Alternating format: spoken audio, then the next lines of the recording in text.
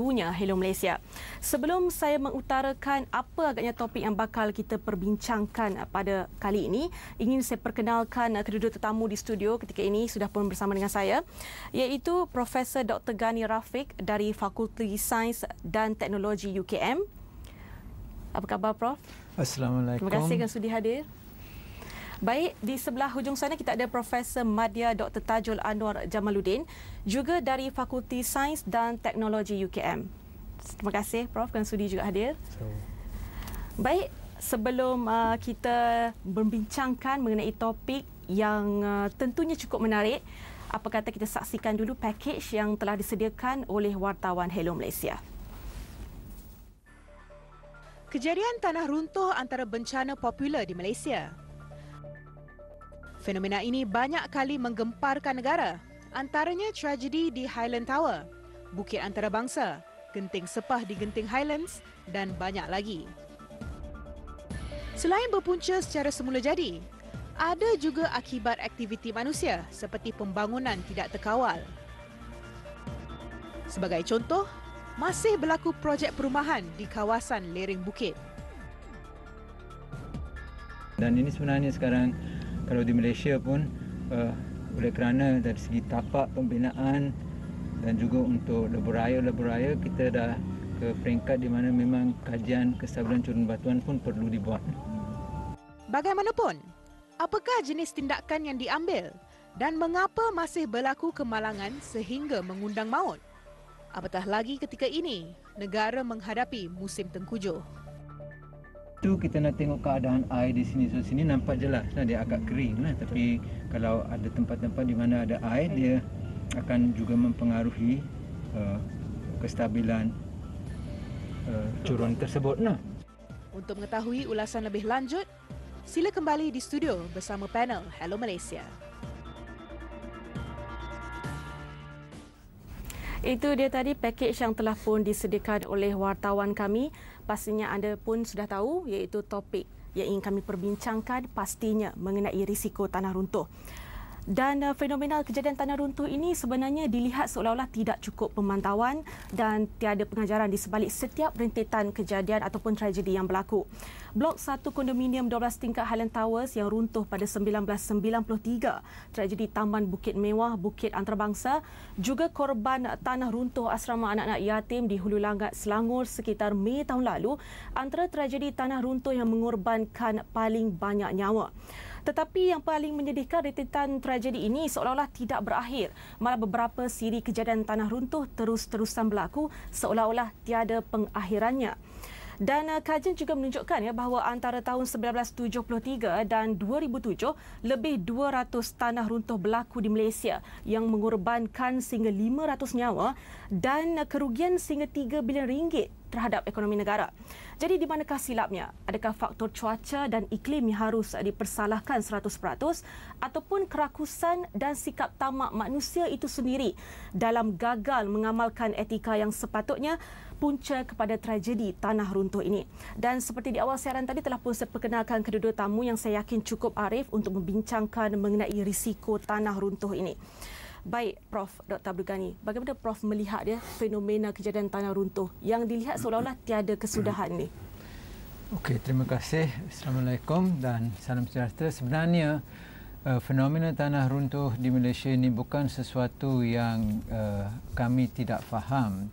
Dari segi penyelidikan yang sedang dijalankan dah melebihi 30 tahun dan dari segi keadaan geologi kejuruteraan di Malaysia pun tidak ada keadaan yang kita boleh katakan terlalu rumit untuk ditangani. Cuma dari segi perancangan dan pengendalian yang patut diberi perhatian yang lebih mendalam, itu saya rasa ialah satu perkara yang perlu ditekankan lebih. Baik, sebelum saya bertanyakan soalan dengan lebih lanjut kepada anda yang ingin mengutarakan pandangan ataupun mungkin bertanyakan soalan kepada kedua-dua panel, boleh saja hubungi kami di talian 0326937008. Ingin saya ulang sekali lagi, 0326937008. Baik, Prof. Madya Dr. Tajul Anwar. Okey, seperti apa yang Prof. Dr. Abdul Ghani sebutkan tadi. Nampaknya mungkin umum yang mengetahui tanah runtuh ini bagaimana kejadiannya. Tetapi mungkin ramai tidak tahu proses tanah runtuh itu berlakunya macam mana. Adakah ia mengambil masa sekejap saja untuk berlaku ataupun mengambil masa mungkin bertahun-tahun untuk berlaku? Okey. Terlebih dahulu, terima kasih. Assalamualaikum warahmatullahi wabarakatuh dan salam sejahtera. Bila kita berbincang tentang tanah runtuh, kita kena faham dulu fakta bahawa tanah runtuh adalah satu proses alam semula jadi. Maknanya, tanah runtuh boleh berlaku dengan adanya campur tangan manusia ataupun tanpa campur tangan manusia. Menjawab persoalan bagaimana proses tanah runtuh ini berlaku, dia ada beberapa sebab ataupun faktor yang mendorong pada kejadian tanah runtuh. Okey. Kalau dari aspek geologinya, kita kena lihat faktor-faktor geologinya, terutama jenis batuan dia, jenis tanahnya, bagaimana keadaan struktur batuan ataupun bahan bumi tersebut, kadar leluh hawanya, perebutannya macam mana. Kemudian tanah runtuh juga selalunya dicetuskan oleh satu faktor pencetus. Faktor pencetus kalau dalam keadaan di negara kita, iklim tropika lembap, faktor pencetus paling utama ialah air.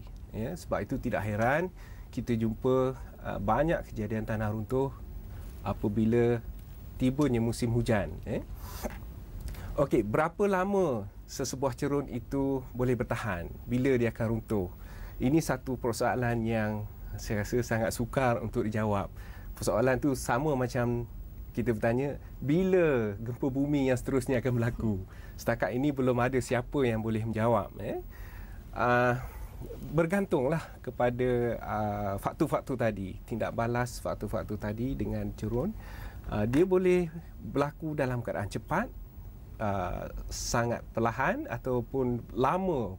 Proses tu dah bertindak lama dan baru berlaku sekarang misalnya. Mungkin kalau mengikut skala masa geologinya, kadang-kadang dia mengambil masa ribuan tahun, ratusan ribu tahun, ataupun ada kalanya sesebuah cerun boleh gagal selepas dia dibina hanya beberapa tahun ataupun beberapa hari, malah kadang-kadang beberapa jam, beberapa minit selepas dia dibina.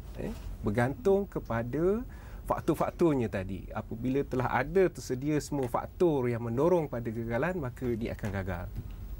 Itu penjelasan saya lah.